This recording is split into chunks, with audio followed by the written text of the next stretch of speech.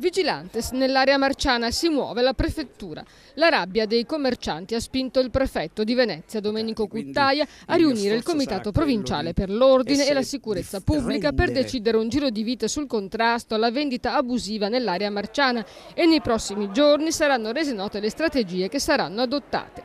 A convincere il prefetto anche le 200 firme raccolte dai negozianti per chiedere un intervento delle forze dell'ordine.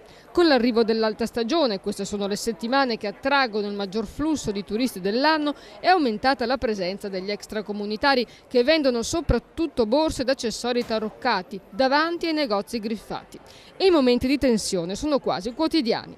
I titolari dei negozi hanno denunciato minacce, sputi e poco interesse da parte della Guardia di Finanza, dei Carabinieri e della Polizia. Quest'ultima, dicono, accorre soltanto se ci sono minacce. I finanzieri spiegano che non è il loro territorio, salvo poi presentarsi per le verifiche fiscali nei negozi. E anche i carabinieri, a cui è stata affidata Riva degli Schiavoni da tempo, non riescono ad ottenere risultati. I commercianti, che hanno assoldato vigilantes privati, si augurano che la prefettura decida di multare chi acquista.